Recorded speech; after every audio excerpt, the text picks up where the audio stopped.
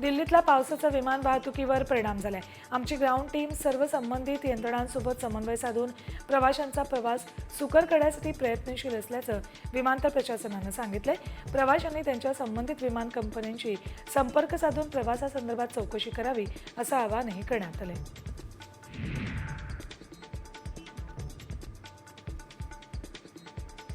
पुण्यातून सोलापूरकडे जाणाऱ्या वाहन चालकांसाठी 25 किलोमीटरचा नवीन महामार्ग बांधण्यात येतोय।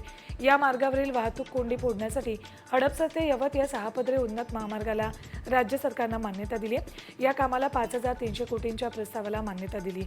या महामार्गाचं काम लवकरच सुरू होणार आहे। घोडबंदर रोडवरील गायमुख घाट येथील रस्ता दुरुस्तीचं काम अखेर पूर्ण झाले। गेल्या 6 दिवसांपासून हे काम सुरू होतं।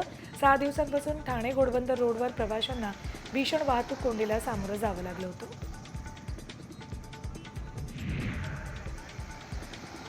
सोन्याची मागणी घटली। जानेवारी ते मार्च तिमाहीत सोन्याची मागणी 15% घसरून 118.1 टनांपर्यंत आली आहे। वाढत्या किमतीमुळे सोन्याचं मूल्य 22% वाढून 94,030 कोटी रुपये झालं असलं तरी एकंदर मागणी घटली आहे असं जागतिक सुवर्ण परिषदेनं सांगितले।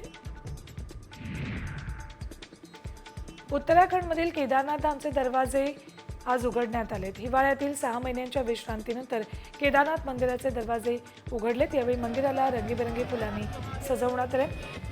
सजवलेले मंदिर पाहून भक्तांच्या डोळ्यांचं पारणं फिटलंय।